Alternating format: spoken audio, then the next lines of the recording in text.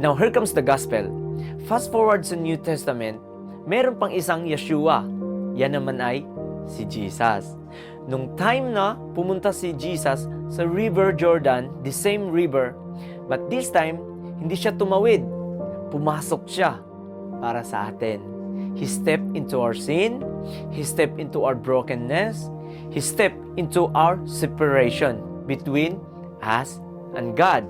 But this time, mga kapatid, sa halip na tumigil yung agos ng tubig, ang kanyang sariling buhay ang ibinuhos niya sa cross.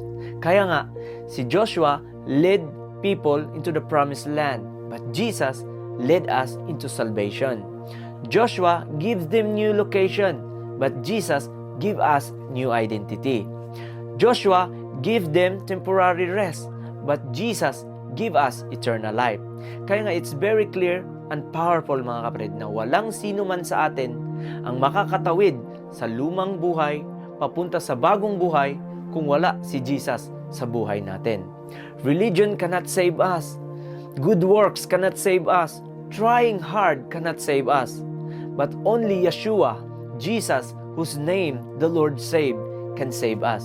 Kaya nga, mga kapatid, maybe today, parang naramdaman mo, parang nakatayo ka sa harap ng River Jordan. Pagod ka na sa dating buhay, pagod ka na sa pagkakasala, pagod ka na sa kawalan ng direksyon. You want change, pero hindi mo alam kung paano tawirin yon. But good news, hindi mo na kailangan isipin kung paano ang daan.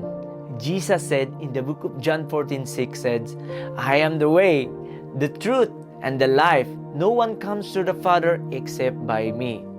This is not about religion. This is about relationship between us and God. Kaya nga, mga kapatid, if you are saying, gusto ko ng bagong buhay, gusto ko ng magsimula ulit, this time, gusto ko ng sundin si Jesus, it's very easy and simple. Just repent of your sin.